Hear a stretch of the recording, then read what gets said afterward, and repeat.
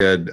So Andy says, hi, I would really like an in-depth explanation of how EQ affects phase, linear phase, natural phase, etc. How the steepness of an EQ curve affects phase. Thank you and all the best. Andy from Venice, Italia.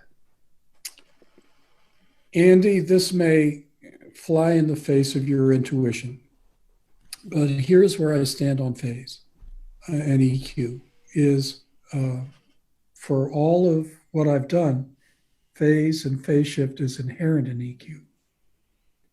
And when you talk about linear phase, it doesn't improve the thing that I have troubles with digital, which is pre-ring and post-ring. In fact, if you go to linear phase EQ, hit it with a square wave, you'll see both pre-ring and post-ring. So I'm not a fan of linear phase EQ at all. I mean, I EQ by ear. I reach for the things I need to hear. The things that we used to call phase shift, you know, when something was harsh in the high end, say, oh, that's phase shift. We have to have a different EQ that's linear phased. First, real linear phase, which is not IAR, but FIR related or bin related, sounds fucking horrible. It's unusable. Been a couple of people that tried to use FIR EQs. And there's a lot you can do with FIR, but one of them is not artistic EQ, in my humble opinion. But this thing with phase is more often than not something else wrong somewhere else in your chain, or not recording at a high enough rate. I mean, you start to hear when you go to 96, not that you're hearing shit at 18K, because we don't hear 18K.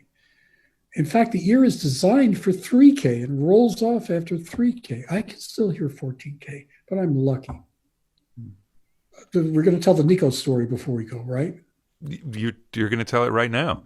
I'm going to tell it in a second. But this thing about phase shift being that harsh sound, that's not been my experience. My experience is that you go for the sound.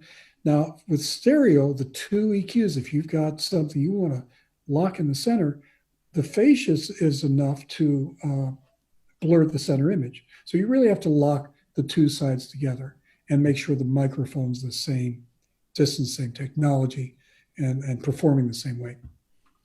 But that outside of that, I don't pay attention to phase shift. I think that it's one of the problems is a lot of people are using a lot of parallel processing now, and then phase shift is important. But it is really, yeah. Good point. EQ on a parallel chain generally doesn't have the sort of phase shift that's really going to mess you up. Crossovers do, though. Multiband dynamics. And what else does?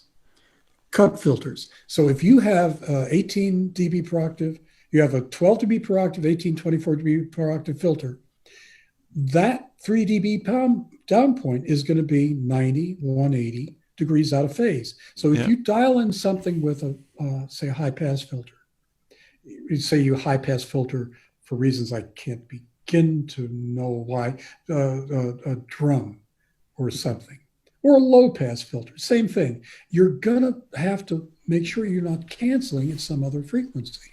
Be very careful. The other thing is that I think what a lot of people who haven't been able to record a lot don't get is that bleed is parallel processing.